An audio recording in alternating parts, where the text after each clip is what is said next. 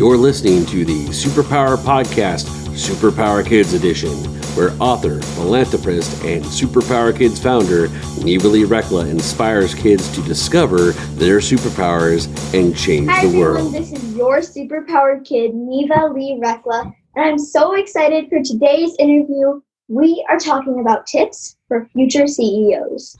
So what is a CEO? It is a Chief Executive Officer. So for example, I'm a CEO of my business, and my mom is the CEO of her business, Superpower Experts, which I get to be doing my podcast on. And our guest today is super awesome. His name is Cameron Herold. He started business at a very young age. We met at Joe Polish's event, and he is just so awesome. So without further ado, will you help me welcome our guest, Cameron. Hi, Cameron. Hey, Neva. How are you? Good. How are you? This is great. Thank you. I'm really glad to be able to do this. Yeah, it's going to be a lot of fun. Awesome. So what are your superpowers? My superpowers, I think one of my superpowers are the things that the school system told me were my weaknesses. So the school told me that I couldn't pay attention. And for me, that means I see everything. So because I see everything, I know what's happening with my customers, the suppliers, the market, the little spider on the floor sitting in front of me right now. I know what's happening with my website. I see everything, but I don't get too preoccupied. So my superpower is that I have attention disbursement. They used to call it attention deficit disorder. That's one of my superpowers. I think another one of my superpowers is that I've really understood how to network and how to meet great people and how to build relationships with great people. When I was young, I got my first real job. I worked at a golf club. I worked at a private golf course, and I got to meet about 600 men and women who were very successful that were members of this private club. And because I got to meet them and got to know them and got to listen to them and got to watch them, that helped me launch my first business when I started a house painting business. So I'd say my superpowers are one of my weaknesses and my ability to network. That's really cool. Those are good superpowers. Thank you. So when you were younger, did you go to a typical school or did you choose to be homeschooled? No, I went to a typical school. Back when I was going to school, we didn't really know of homeschooling. It probably wasn't, I don't think I ever heard of homeschooling until I was a little bit older, until I was starting to have kids.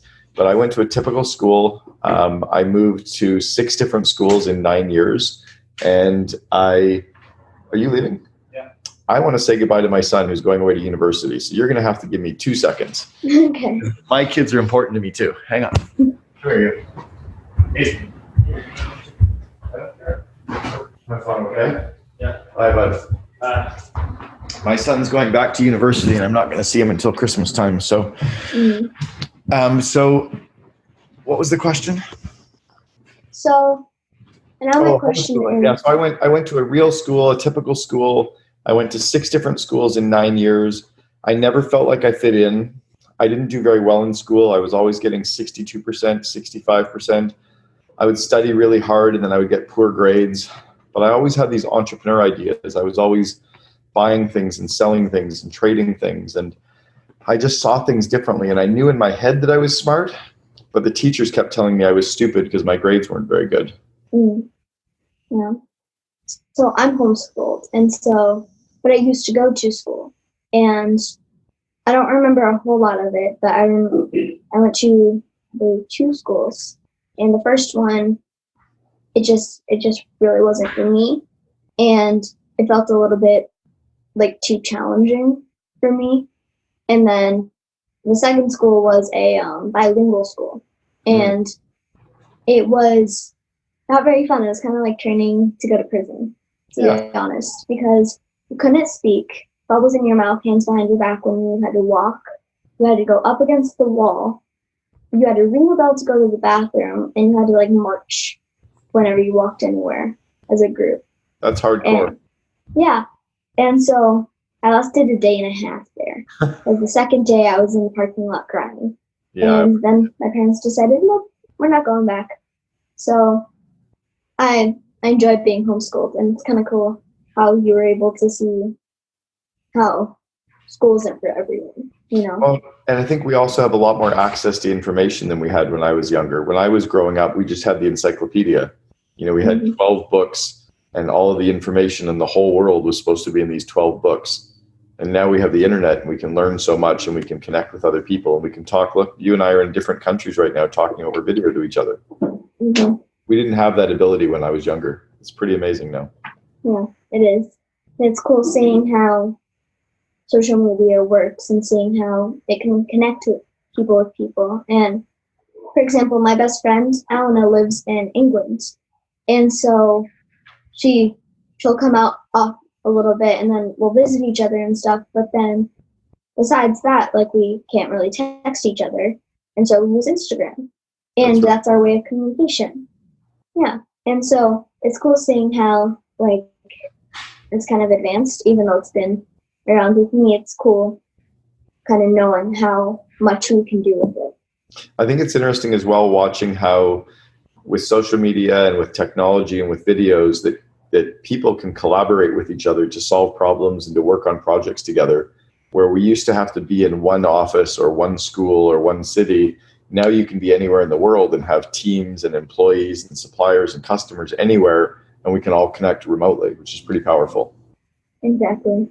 And I think that it's cool, especially because, like, some people wouldn't have, like, ever met if it wasn't for social media. And, like, great things can happen because you have that form of communication. And that's one of the really cool parts of it. That's amazing. So, yeah.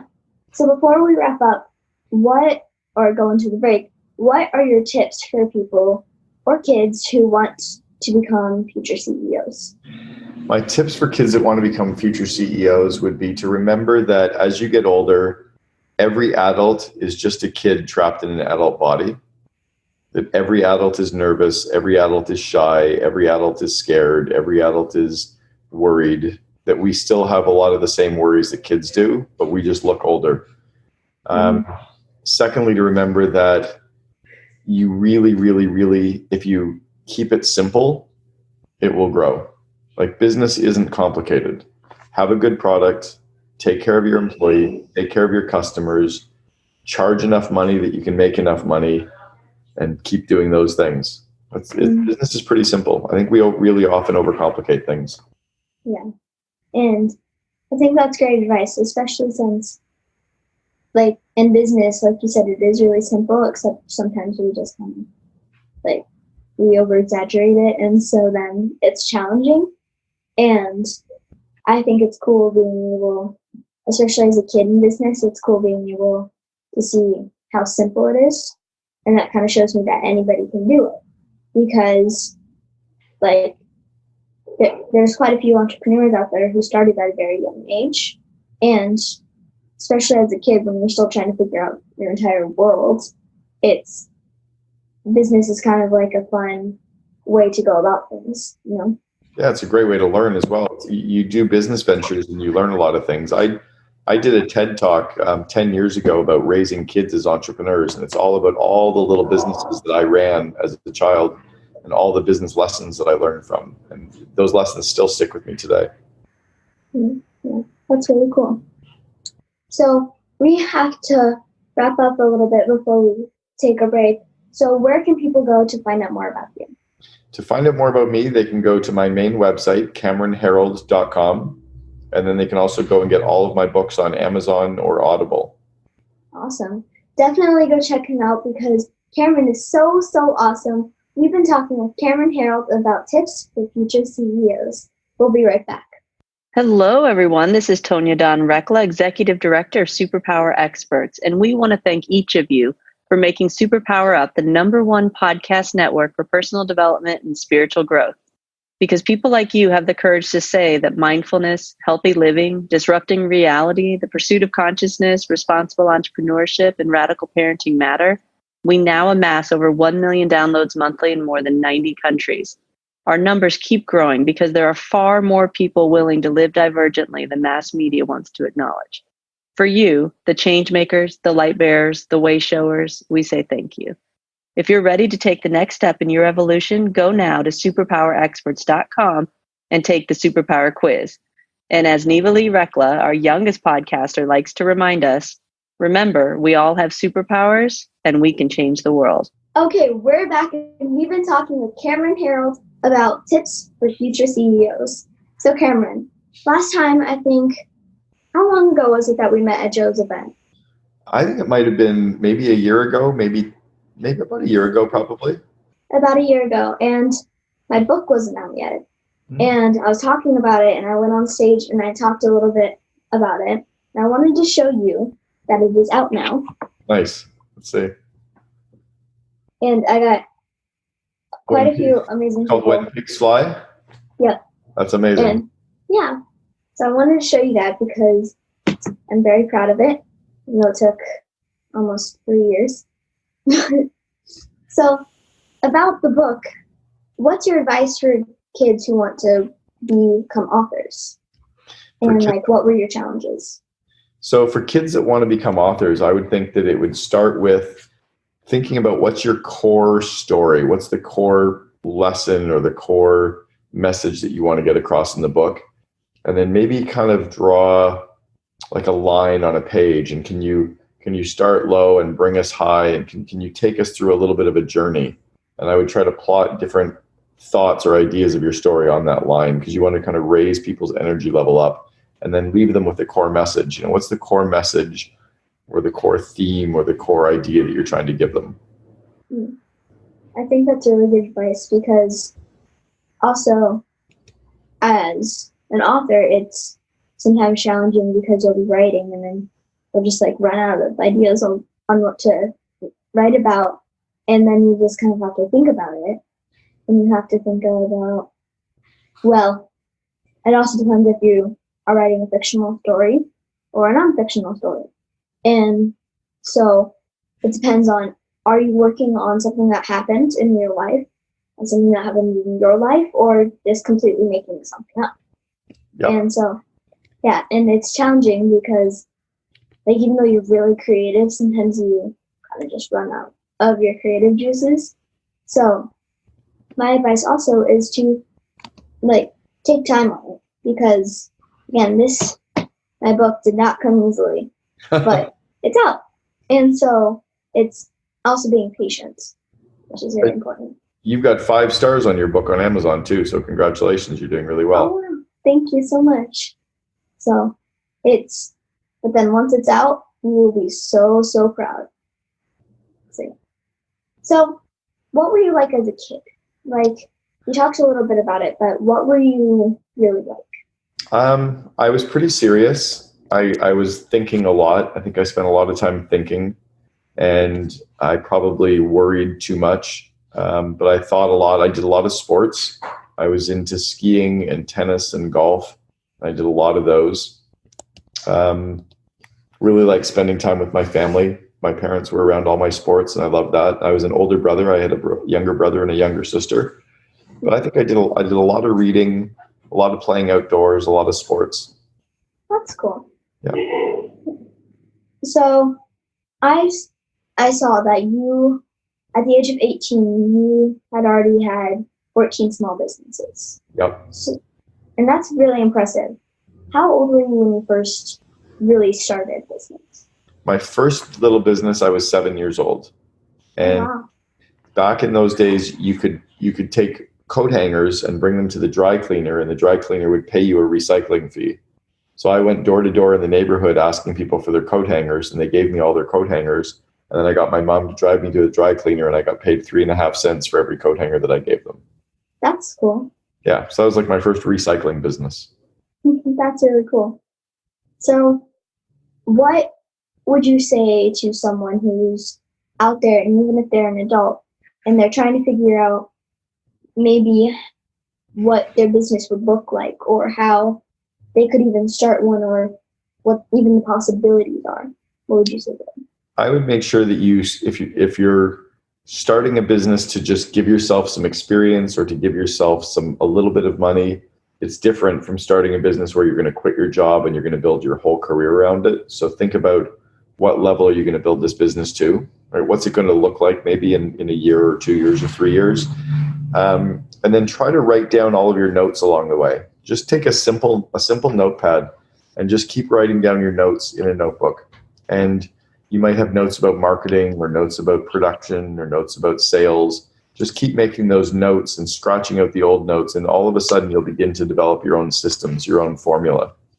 And those will be really helpful. That's awesome. That's good advice. So now we get to do one of my favorite parts about the interview. We get to do funny FaceTime. Are you ready? Okay. We get to make our funny faces in 3, 2, 1. Awesome. I love this.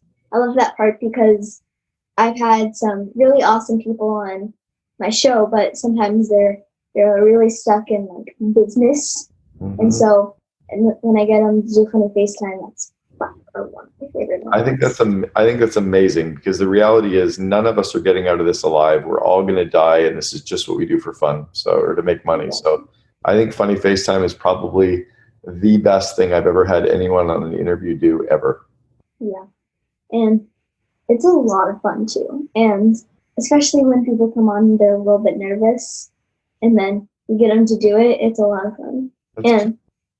And when I had Joe Polish on, we did a bunch of outfit changes, and there was quite a few moments where we would both just be off screen. My mom would come look, and she'd be like, "Pick up," and I'd run to my room to go get another costume, and he'd run to go get his. That's awesome. So, yeah, I kind of warn people to come on and try to like beat him.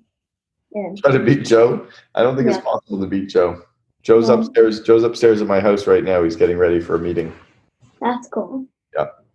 So, what would you say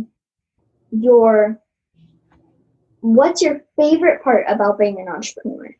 And just like the nitty-gritty about your favorite part. Yeah, my favorite part of being an entrepreneur is that I get to control my time. I get to work from home. I get to see my kids a little bit more. I get to do what I want to do when I want to do it. I don't have to waste time driving to an office and parking and driving home from an office. I get to just work in my space, be around my kids, and just have it my way. Yeah, I would say that's one of my favorite parts too.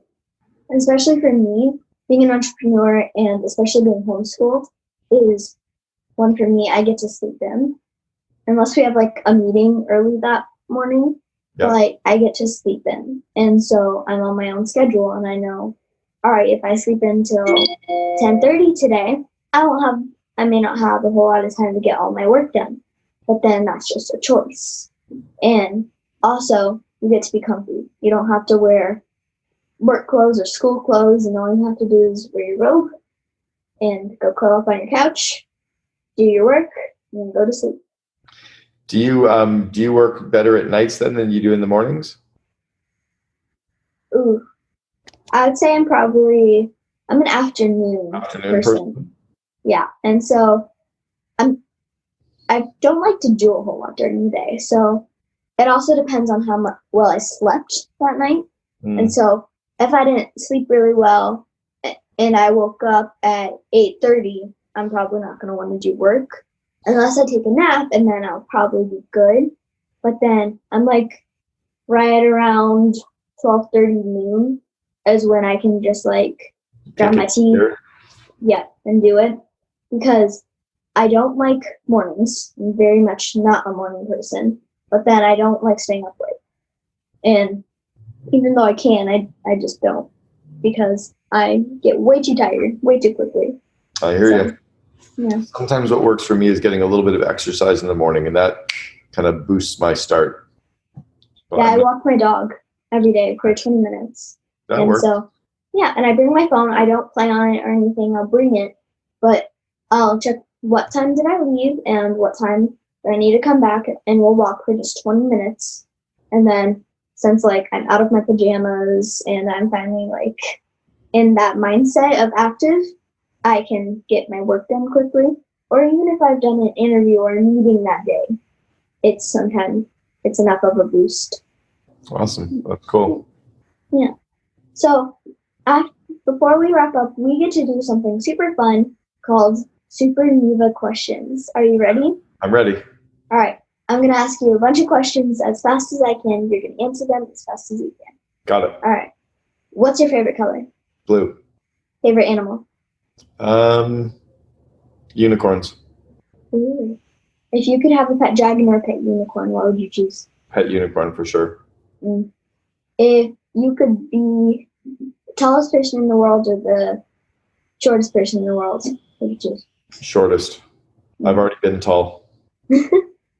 If you could fly or teleport, what would you choose? Teleport. If you could become invisible or invincible, what would you choose? Invisible. If you could live in a hot tub with hot fudge for the rest of your life, and only that, or a giant pool that's like 20 feet deep of marshmallows and just marshmallows, you can bring stuff in, what would you choose? Hot fudge. Really? Yeah. I'm stuck on the marshmallows. I asked everyone this question, but it's marshmallows. You like the pool filled with marshmallows and bring other stuff with you? Yeah. Yeah. Because It's like a big ball pit, like a big marshmallow ball pit. Exactly. And for me, I would have more room because all my stuffed animals and toys could go in with me. And then I could like build in things. I could build in like my own kitchen and all that. That's true. But it would just probably consist of a microwave and a mini fridge. A microwave, a mini fridge, and a pool full of marshmallows. That's pretty legit. Yeah. I If you could meet and be best friends with and live with any superhero in the world, who would you choose? Spider-Man. Captain Marvel for me. If you could have a submarine to yourself or a This is a picture of private. me. This is a picture of me in a pool of marshmallows. Oh my goodness, that's a thing. No, it's white balls, but they look like marshmallows. Oh, I got so excited. If you could have your own private submarine or your own private airplane, what would you choose? I a private airplane. I wouldn't like any, to be honest. I don't like flying and I don't like going underwater. Yeah, I don't mind being underwater for a short period of time, but I think I would be nervous if I went too far down. Yeah. For me, we watched The Meg one night and it was really cheesy, but then like I don't need to see any sharks. I'm good. That's cool. If you could be any inanimate object, what would you choose? If I could be a guitar. Ooh, that's smart. Then I'd be a book. Ooh, Because people could learn things from me. that's cool. If you could have any superpower in the world, what would you choose?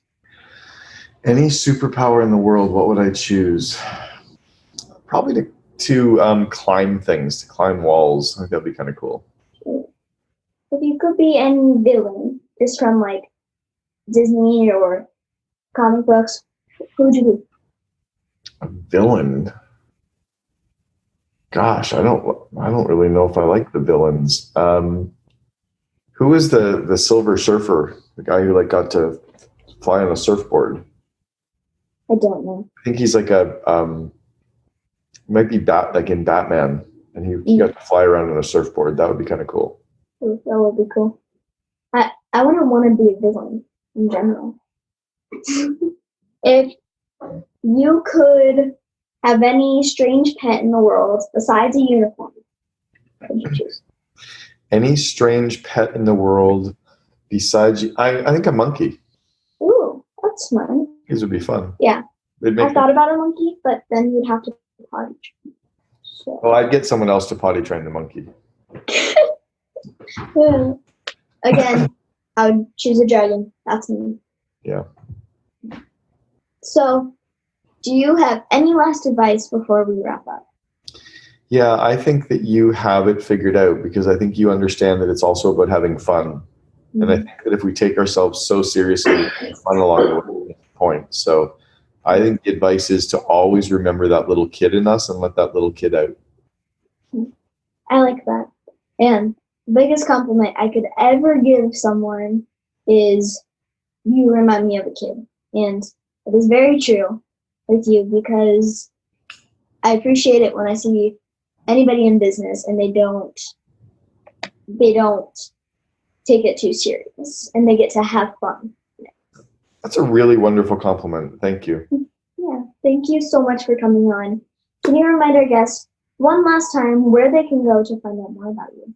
Sure. All of my books are on Amazon and Audible. And then my main website is CameronHerold.com. Awesome. And definitely go check him out, because he is so, so awesome. We've been talking with Cameron Herold about tips for future CEOs. So remember, we all have superpowers and we can change the world through having fun. Bye. Bye, Neva. Bye. Thanks for listening to the Superpower Up podcast, Superpower Kids Edition. Go now to superpowerkids.com and discover your superpowers today.